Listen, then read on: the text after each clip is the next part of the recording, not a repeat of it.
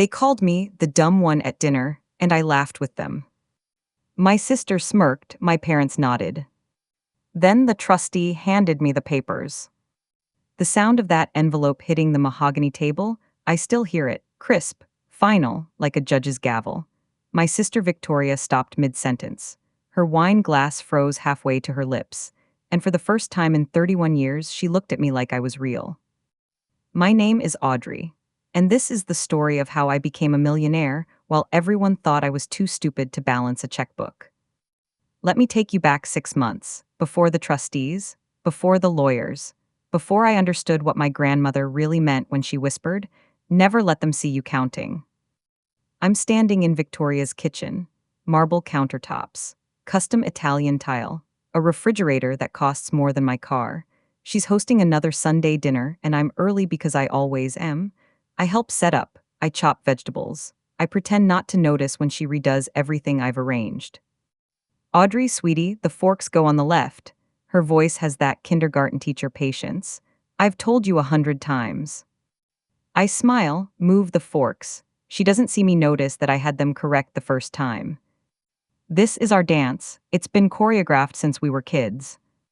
Victoria is 3 years older, 3 inches taller, 3 tax brackets richer. She graduated summa cum laude from Yale. I went to community college and never finished. She married Derek, a hedge fund manager. I'm single. She lives in this $10 million mansion in Greenwich.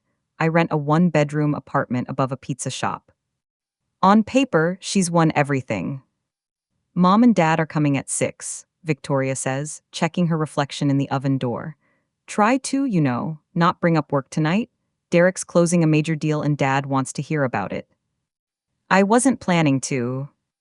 "I know, I just mean," she waves her hand vaguely. "You get so defensive when we're all talking business. We're not judging you." The thing is, she actually believes that. My phone buzzes, a text from my mom, "Running 10 min late, did you bring the wine?" I did. It's a $12 bottle from Trader Joe's. Victoria's wine rack has bottles worth more than my monthly rent, but Mom asked me to contribute, so I do. "Oh, Audrey," Victoria spots the bottle on the counter. "That's sweet, I'll put it in the back. We're serving the 2015 Bordeaux tonight." I watch her hide my wine behind a row of champagne bottles. She thinks she's being kind. Dinner starts like it always does. Dad asks Derek about markets. Derek talks for 15 minutes straight. Mom asks Victoria about the charity gala. Victoria shows photos on her phone, her in a floor-length emerald gown, Derek in a tux, both of them glowing under crystal chandeliers. "And Audrey," Mom finally turns to me, what is it you're doing now?" "Still at the bookstore." "Oh, that's nice, part-time." "Full-time." Silence, the kind that rings. "Well," Dad clears his throat, "it's good to have hobbies." Derek laughs, actually laughs. A job is a hobby when it pays that little. Victoria touches his arm. "Derek." "What? I'm kidding," he grins at me. "Audrey knows I'm kidding." I smile, nod, cut my steak into smaller pieces than I need to. Mom says, using her helpful voice, "Victoria's firm is always looking for administrative assistants. Maybe she could put in a word." "Mom, I have a job." "I know, sweetie, but at 31, don't you want something with benefits, retirement options?" Victoria jumps in. "Actually, Audrey, Mom's right. We have great entry-level positions. You wouldn't need a degree or anything." My fork stops halfway to my mouth. "You wouldn't need a degree or anything." Like that's the problem. Like I'm too dumb to get a better job, not that I've chosen this one. "I'm fine where I am," I say quietly. Dad sighs. "Audrey, we're trying to help. You can't work retail forever." "It's not retail, it's..." "Books, retail, same thing." Derek waves his hand. "No offense, but you're not exactly building wealth alphabetizing paperbacks." The table goes quiet. I could tell them, right now. I could tell them that I've been managing the bookstore's finances for 3 years, that I rebuilt their entire accounting system, that I taught myself Excel, QuickBooks, and basic tax law from library books because I wanted to understand how money actually works. But I don't. Because Grandma Rose taught me something else too. Let them think they're winning. You're right, I say instead. I should probably think about my future. Mom beams, Victoria looks relieved. Dad nods approvingly. Derek raises his glass, to Audrey finally getting smart about her career. They drink. I drink. And I filed this moment away with all the others. Here's what they don't know. When I was 8, Grandma Rose took me to her lawyer's office. It was summer. The air conditioning smelled like old paper and lemon polish. I sat in a leather chair too big for me while she and Mr. Garrison talked in low voices. The trust should vest at 30, Grandma said. Are you sure? The older granddaughter. I'm sure, Grandma's voice had iron in it. Audrey understands value. Victoria understands price. There's a difference. I didn't know what they meant then. I kept drawing in my coloring book, and Grandma slipped me a peppermint, and we went home. She died 2 years later. I was 10. Victoria was 13. We both cried at the funeral, but Victoria cried louder, so everyone comforted her first. At the wake, Uncle James mentioned a trust. Rose left something for the girls, he said, vests when they're older. My parents assumed it was equal. A few thousand each, maybe, enough for a car or college textbooks. Grandma Rose had been comfortable but not rich, a retired schoolteacher who'd lived modestly, invested wisely, and never flashed wealth. No one pressed for details. And I was 10, I forgot about it. Fast forward to 3 weeks ago. I'm at the bookstore processing an estate sale collection when my phone rings. Unknown number. Audrey Hartley. Speaking. This is Jonathan Lim from Garrison and Associates. I'm calling regarding the Rose Hartley Trust. My hands stop moving. The what? Your grandmother's trust. It vested on your 30th birthday last year. We've been trying to reach you, but the address we had on file was outdated. I step into the back office, close the door. I don't understand. What trust? Ms. Hartley, your grandmother established a trust in 1997. You're the primary beneficiary. We need to schedule a meeting to transfer the assets. Assets, the word feels foreign in my mouth. Yes, there are properties, investment accounts, and a small business holding. We have a full accounting prepared. When can you come in? My mind is spinning. Properties, plural. 3 properties, one in Greenwich, one in Stamford, and a vacation home in Vermont. The Greenwich property is currently occupied by, he pauses, papers rustling, Victoria Hartley Morrison, your sister. The floor tilts. I'm sorry, what? The property at 428 Lakewood Drive. It's been occupied by your sister and her husband for 6 years. The trust has been covering taxes and maintenance through a management company. Were you not aware? Victoria's mansion. The $10 million mansion. The mansion she and Derek bought with his hedge fund success. Ms. Hartley, are you still there? Yes, my voice sounds distant. I'll come in when. How's Thursday at 2? I'll be there. I hang up. My hands are shaking. I don't tell anyone, not yet. Instead, I go home and start digging. I find the documents in my old filing box, the one I've moved from apartment to apartment, never quite unpacking. It's full of childhood stuff. Report cards, birthday cards, a pressed flower from Grandma Rose's garden. And there, at the bottom, is a sealed envelope with my name on it. The paper is yellowed. The handwriting is Grandma's, that looping cursive she taught me when I was 6. For Audrey, to be opened when you're ready. I'm 31, I guess I'm ready. Inside is a letter and a photocopy of a document. The letter first. My dearest Audrey, if you're reading this, I'm gone, and you've finally learned about the trust. I imagine you're confused, maybe hurt that I didn't tell you. Let me explain. When you were little, I saw something in you. Not loudness or flash, but careful watching. You noticed things, you counted things. You saved the pennies everyone else ignored. Your sister is brilliant, Audrey, but brilliance isn't wisdom. She'll chase success and call it happiness. She'll measure life in dollars and miss what money can't buy. I set up this trust with specific conditions. The Greenwich house, the one I purchased in 1995, would remain in trust until you turned 30. Until then, it could be occupied by family, with the trust covering expenses, but ownership would always vest to you. Why? Because I wanted you to have security without the burden of early wealth. I wanted you to learn what matters before money complicated the lesson. Victoria will be angry, your parents won't understand, but I trust you'll use this wisely. Never let them see you counting, sweet girl, but never stop counting. All my love. Grandma Rose. I read it 3 times. Then I look at the photocopy. It's a trust document excerpt. Rose Hartley Irrevocable Trust, Article IV, Property Disposition.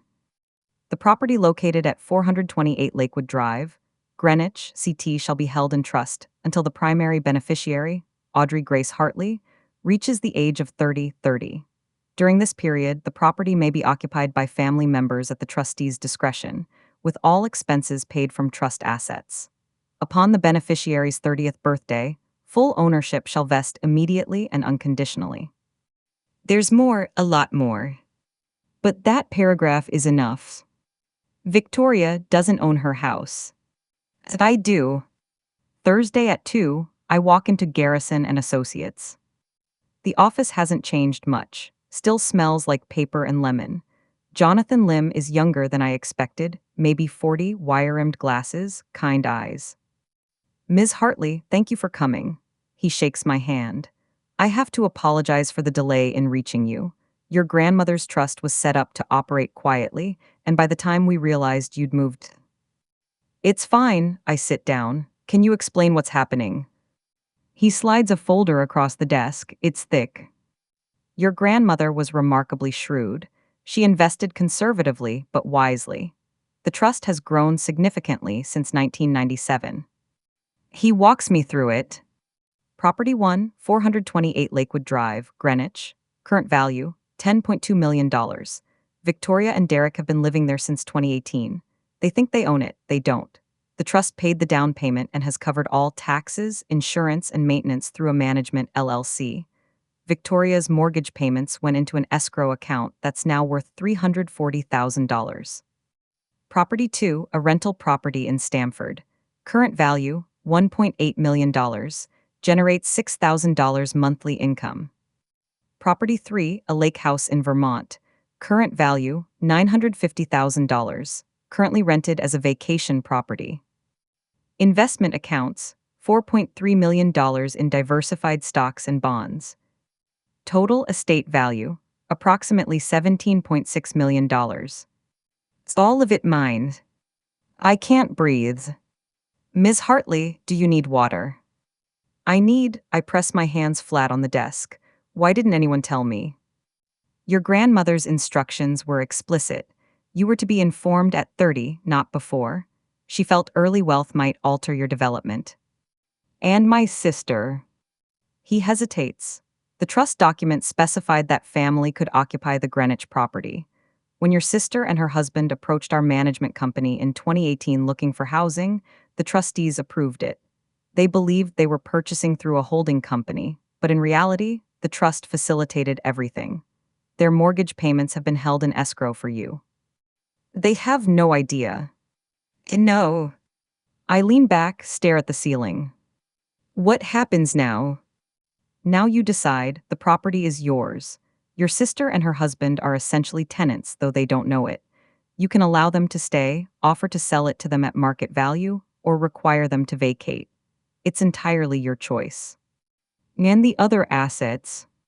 Those transfer immediately. I'll need your signature on several documents, but as of today, you're a very wealthy woman. I think about Sunday dinners.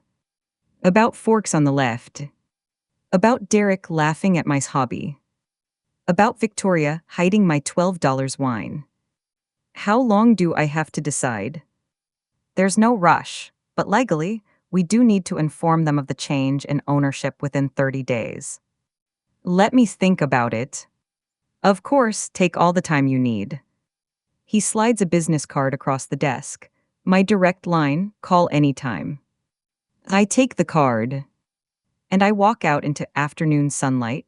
a millionaire who still smells like bookstore coffee and old paper.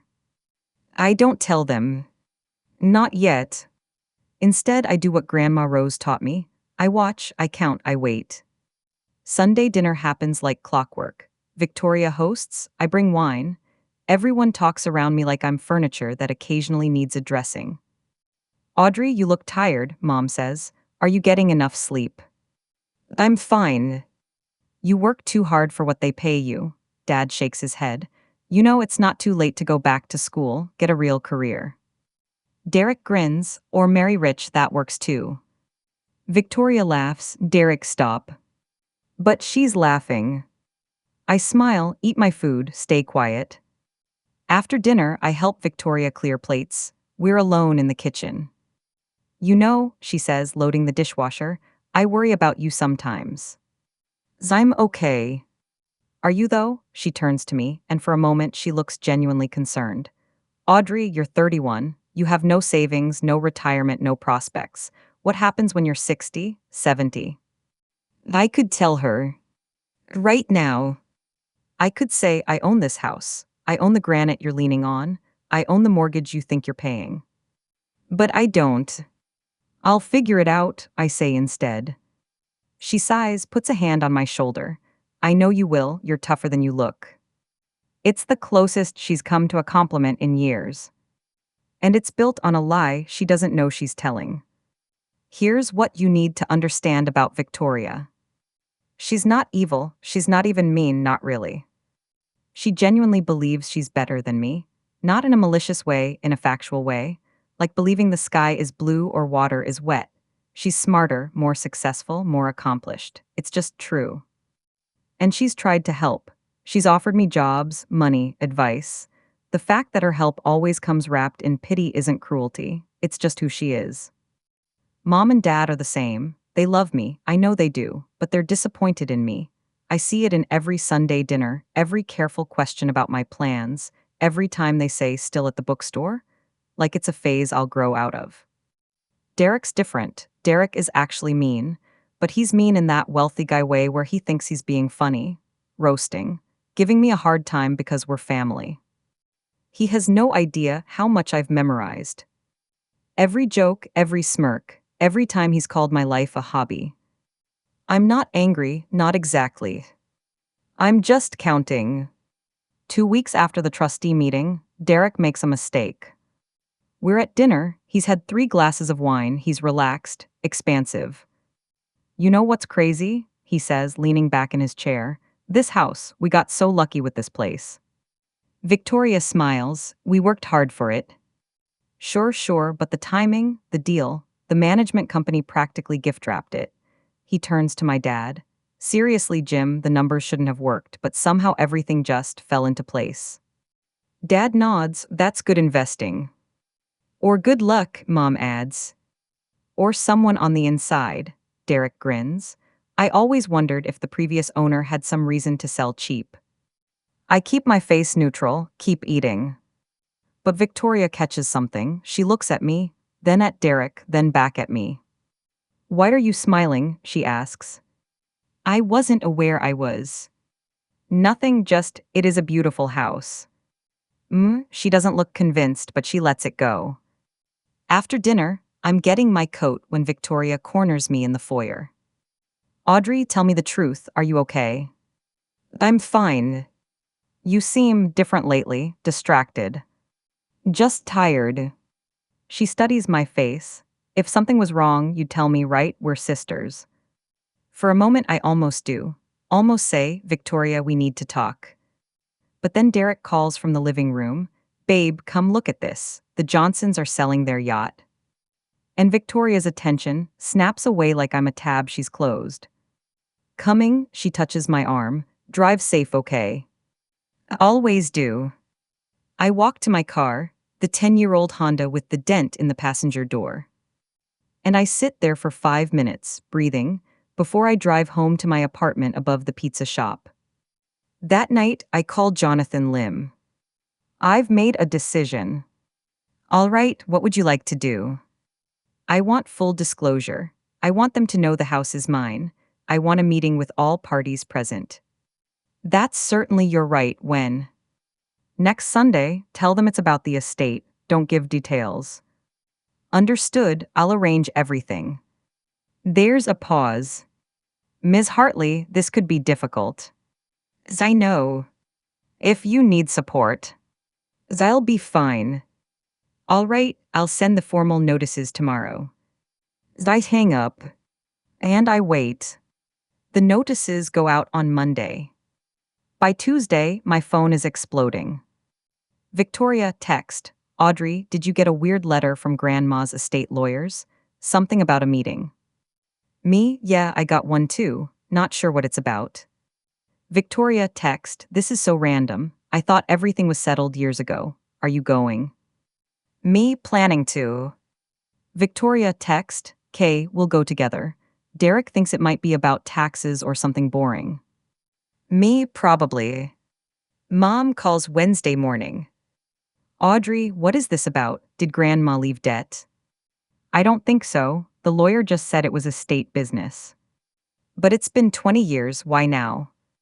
I don't know, Mom. I guess we'll find out Sunday. She's anxious, I can hear it. You'll come for dinner after. Maybe, let's see how the meeting goes first. By Friday, Derek is annoyed. He texts Victoria, who shows me, this better not take long, I have a golf game at 4. I screenshot it. Add it to the others. Sunday arrives cold and clear. The meeting is at Garrison and Associates at 1 o'clock. Victoria and Derek pull up in their Tesla. My parents arrive in Dad's Lexus. I park my Honda at the far end of the lot. We all walk in together. Victoria looks nervous. Derek looks irritated. Mom and Dad look confused. Jonathan meets us in the lobby. Thank you all for coming. This way, please. He leads us to a conference room. Big table, leather chairs, windows overlooking the street. Please sit. We arrange ourselves, Victoria and Derek on one side, Mom and Dad on the other, me at the end. Jonathan sits at the head of the table, folders stacked in front of him. I'll get right to the point, he says. This meeting concerns the Rose Hartley Irrevocable Trust, established in 1997. Specifically, the disposition of assets now that the primary beneficiary has reached the vesting age. Dad frowns. I thought we dealt with this years ago. Wasn't there a small inheritance? There was a trust, yes, but it was structured to vest at a specific age, not upon Rose's death. That age was 30. Everyone looks confused. Okay, Victoria says slowly. So what does that mean? Jonathan looks at me. Ms. Hartley, would you like to explain or shall I? Every eye turns to me. I take a breath. Grandma Rose left almost everything to me. A silence. Then what? Victoria's voice is thin. There's a trust. It vested on my 30th birthday. I'm the primary beneficiary.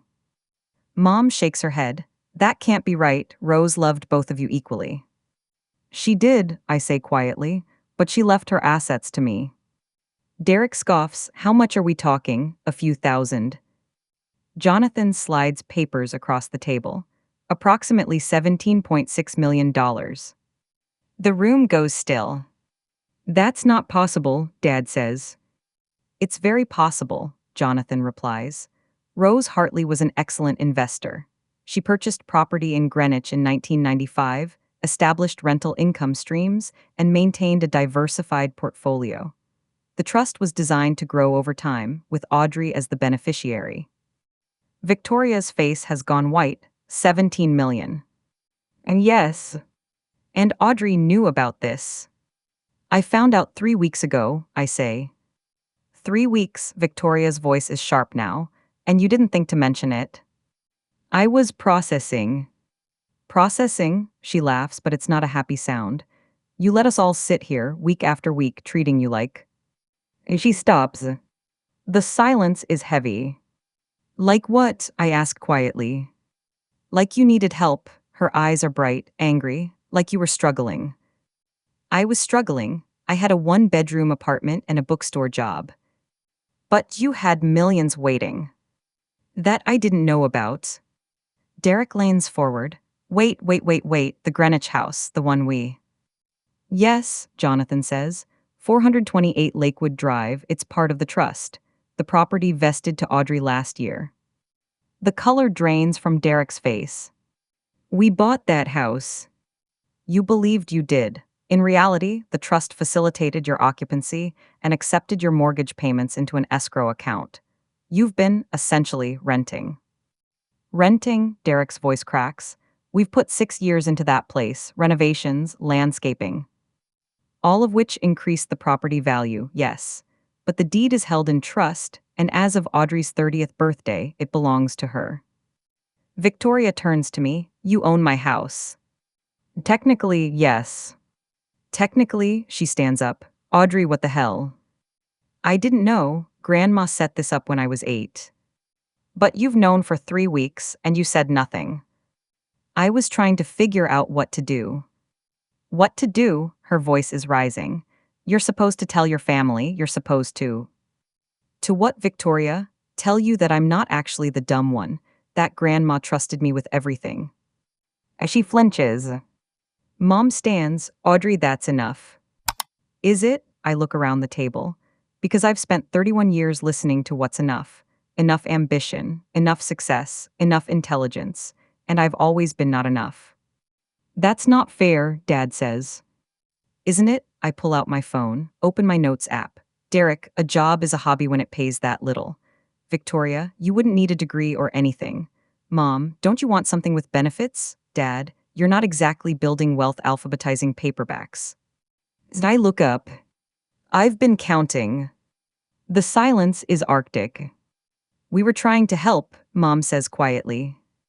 You were trying to fix me because you thought I was broken. You were working retail.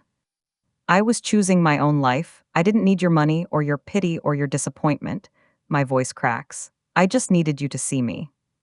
Victoria sits down slowly. This is insane. Insane? I laugh. It sounds bitter even to me. Victoria, you stood in a house I technically owned and hid my wine because it wasn't good enough for your dinner party. That's not. You offered me an admin job at your firm because you thought I was too stupid for anything else. I was trying to help you by treating me like a charity case. Because you acted like one? She's crying now. Audrey, you never fought for anything. You never demanded respect. You just disappeared into that bookstore and let life happen around you. I was learning. Learning what? What matters? I wipe my eyes. Grandma taught me that. She knew Victoria would chase success. She knew you'd measure me by money, so she gave me time to figure out who I was without it. And who are you? Derek's voice is cold. Someone who screws over her own family. I look at him, really look at him. No, I say quietly. I'm someone who knows the difference between family and people who share your blood. The meeting ends badly. Victoria won't look at me. Derek is on his phone, already texting lawyers. Mom is crying. Dad is silent, staring at the papers like they might rearrange themselves into something that makes sense. Jonathan walks me out. That was difficult, he says. Yeah. What do you want to do about the property? I look back at the conference room. Through the glass, I can see Victoria's silhouette. She's standing with her arms wrapped around herself. Give them 90 days, I say. After that, they need to buy it at fair market value or leave. And if they can't afford to buy, then they leave. Understood, he pauses. For what it's worth, your grandmother would be proud. Would she? She wanted you to learn your value. Seems like you have. I drive home in silence. The fallout is immediate. By Monday, Victoria has blocked my number. Derek sends a single text, you'll regret this. Mom calls, Audrey, please, let's talk about this, we're family. I tried talking for 31 years. This is different, this is about money.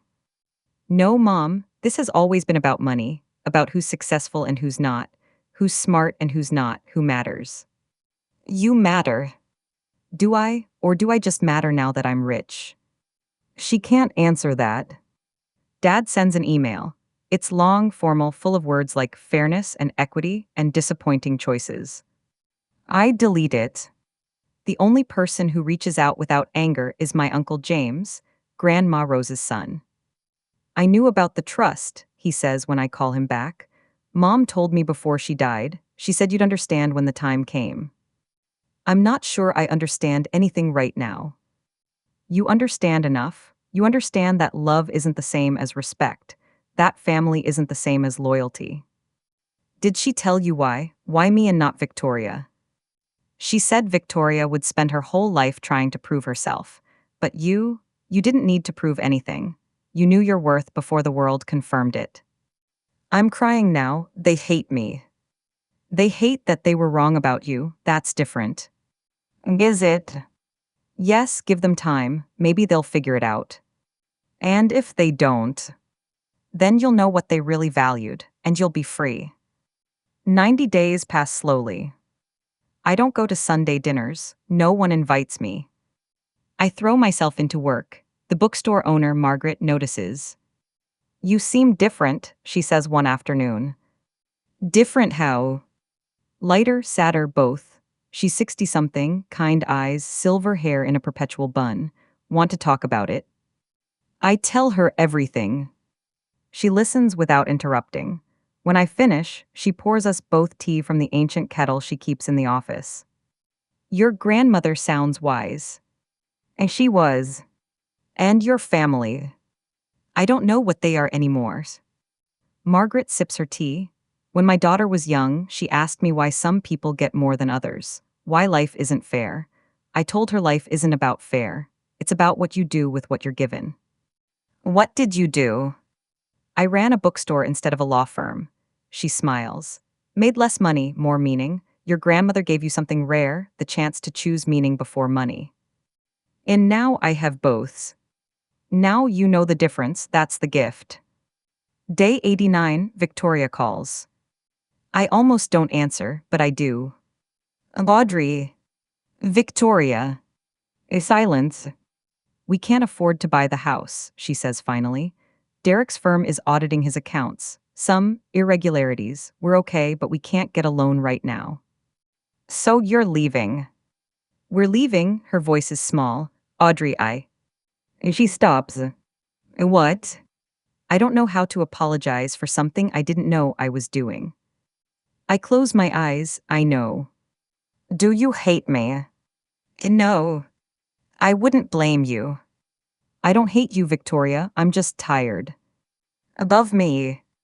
Of pretending to be less than I am, so you can feel like more. She's quiet for a long time. Is that what I did? Yeah. I didn't mean to. As I know. More silence. For what it's worth, she says, you were never dumb, I needed you to be. Because if you were smart too, then what was special about me? It's the most honest thing she's ever said to me. You're still special, I tell her. You just don't need me to be less for it to be true. She's crying, I can hear it. I'm sorry, Audrey, for all of it.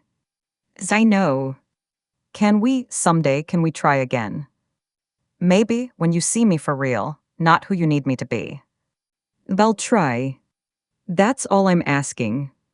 We hang up. And I cry for an hour straight. 6 months later, I'm standing in the Greenwich house. Victoria and Derek moved out last month. They're renting a condo in Stamford, still nice, but not this. Derek's firm cleared him of wrongdoing, but the audit killed his reputation. He's rebuilding, humbler than before. Mom and Dad visited once. Awkward, careful, we're not healed, but we're not bleeding anymore either. I'm selling the house. Not because I need the money, because it was never mine emotionally. It was Grandma's dream, then Victoria's cage, and now it's just a house. I'm keeping the rental property. The income will let me finally finish my degree, accounting, if you can believe it. Not because anyone expects it, but because I want to understand money the way Grandma did. The bookstore is mine now too. Margaret retired and I bought it. We're expanding, adding a cafe, hosting local author events. It'll never make me rich, but I'm already rich. This is about something else. I'm standing in the empty master bedroom when the real estate agent texts. Offer came in. Full asking. Cash. I text back, accepted. And just like that, it's done. I walk through the house one last time. The retried DR Continua marble kitchen, the cathedral ceilings, the windows that overlook manicured gardens I never planted. In the library, Victoria's favorite room, I find something tucked behind a built-in shelf. A photograph. Me and Victoria, maybe 7 and 10 years old at Grandma Rose's old house. We're holding hands, both grinning. Before life taught us we were supposed to be competing. I pocket the photo. Then I lock the door behind me and drive away. 3 months after the sale, I get a letter. It's from Victoria, handwritten, mailed to the bookstore. Audrey, I've been in therapy, Derek too. Separately and together, it's hard, really hard. My therapist asked me to write down what I lost when I lost the house. I expected to write about the marble counters, or the view, or the status. But what I wrote about was Sunday dinners. Not the ones we had, the ones we could have had, where I asked about your day and actually listened, where we laughed like we did when we were kids, where I saw you as a person instead of a comparison point. I don't know if we'll ever have that. I don't know if I've destroyed it completely, but I'm working on being someone who deserves a sister like you. Derek and I are in a smaller place now. It's teaching us things, hard things, good things. I'm not asking for forgiveness. I just wanted you to know I'm trying. Love. Victoria. I read it twice. Then I write back. Victoria. I'm trying too. Let's have coffee sometime. No parents, no Derek, just us. I'll even bring the cheap wine. Audrey. 2 weeks later, we meet at a diner. Not somewhere fancy. Just a booth, bad coffee, linoleum tables. Victoria shows up in jeans. I've never seen her in jeans. We're awkward at first, careful, dancing around the hurt. But then she asks about the bookstore, and I tell her about the renovation plans. And she actually listens, asks questions, suggests a name for the cafe. What about Rose's room? She says, you know, after Grandma. My throat tightens, that's perfect. Yes. Yeah. We talk for 2 hours, not about money or houses or the past, about now, about who we're trying to become. At the end, she hugs me, really hugs me, not the polite, obligatory kind. Thank you for not giving up on me, she whispers. You're my sister. I haven't acted like one. You're learning, we both are. When we part, there's something different in her eyes. Recognition, maybe, like she's finally seeing me. It's not forgiveness yet, not reconciliation. But it's a start. 4 months later, Rose's room opens. It's a soft launch, just locals, some regulars, friends from the community. Margaret comes, of course. Uncle James flies in from Oregon. A handful of book club members who have become real friends. I didn't invite my parents. Too soon, too complicated. But halfway through the afternoon, they show up anyway. Mom's holding a casserole dish, Dad's holding flowers. We know we weren't invited, Mom says, but we wanted to come anyway if that's okay. I want to say no, to protect this space I've built. But I look at Margaret and she's nodding. Look at Uncle James and he's smiling. Okay, I say, come in. They stay for an hour, quiet, respectful. Dad buys 3 books. Mom compliments the cafe design. Before they leave, Dad pulls me aside. I was wrong about you, he says simply. I measured you against the wrong things, I'm sorry. It's not enough, not yet. But it's something. Thank you, I say. He nods, pats my shoulder awkwardly, and they leave. Victoria comes later after the crowd thins. Derek's with her. He's lost weight, looks tired, looks humbled. This is beautiful, Audrey, Victoria says, looking around. Grandma would love it. I hope so. Derek steps forward. Audrey, I owe you an apology, a real one. I was cruel. I thought your life was small because it looked different from mine. I was wrong. I study his face, he means it. Thank you, I say, that matters. I don't expect forgiveness. Good, because I'm not there yet. He nods, fair. Victoria loops her arm through mine. Can I help behind the counter, just for fun? You know how to work an espresso machine.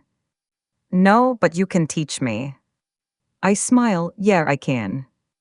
That night, I'm closing up alone. The cafe smells like coffee and old books and possibility. I'm wiping down tables when I see it. Someone left a book on the counter. Old, leather bound. I open it. Inside the front cover, in Grandma Rose's handwriting. Value isn't measured in dollars. It's measured in what you choose to do when no one's watching. Below it, a sticky note in Margaret's handwriting. Found this in her collection at the estate sale. Thought it belonged to you. I hold the book to my chest and cry. Happy tears this time. Here's what I learned. Money doesn't change who you are, it reveals you. Victoria wasn't cruel because she was rich. She was insecure, and wealth gave her armor to hide behind. My parents weren't dismissive because they didn't love me. They were scared I'd struggle, and judgment felt like protection. Derek wasn't mean because he was successful. He was empty, and putting others down filled the space. And me, I wasn't weak because I worked in a bookstore. I was learning to value meaning over status, to count what matters. Grandma Rose saw that, saw me, saw who I'd become if I wasn't drowned in money too soon. She gave me something better than wealth. She gave me time to find myself before the world told me who to be. 6 months after the cafe opens, I'm invited to speak at a local women's business group. They want to hear about my success story. I tell them the truth. I'm not successful because I inherited money, I say. I'm successful because I learned my worth before wealth confirmed it.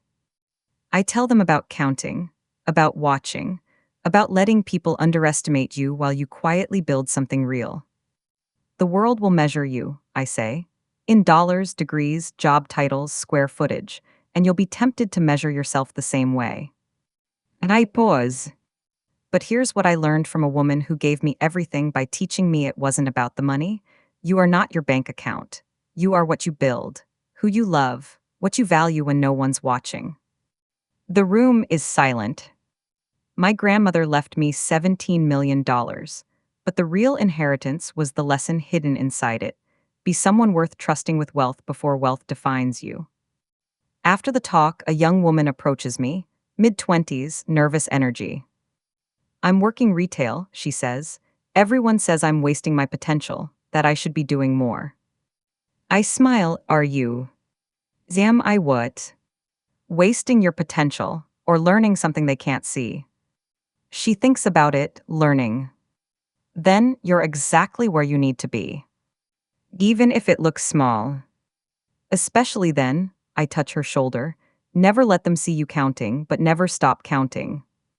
She nods, gets it. And I see Grandma Rose in her face, in the careful watching, in the quiet strength. 1 year after the trust vested, I'm back at Garrison and Associates. Jonathan Lim greets me with a smile. Ms. Hartley, good to see you. How's the bookstore? Thriving. I'm glad. What can I do for you today? I slide a folder across the desk. I want to set up a trust. Go. For young women, ones who are underestimated, overlooked, or told they're not enough, I want to fund their education, their businesses, their dreams. That's wonderful. What would you like to call it? The Rose Hartley Trust for Women Who Count. He smiles. Your grandmother would be proud. I hope so. We spend 2 hours drafting documents, establishing criteria, defining values. When we finish, he walks me out. You know, he says, most people who inherit wealth spend it trying to prove something. You're spending it trying to give others what your grandmother gave you. Time to find themselves. Exactly. I look out at the parking lot. My Honda is still there, dented door and all. I could buy a new car, a Tesla like Victoria's, a Mercedes like Derek wanted. But this car took me to the bookstore every day when no one believed in me.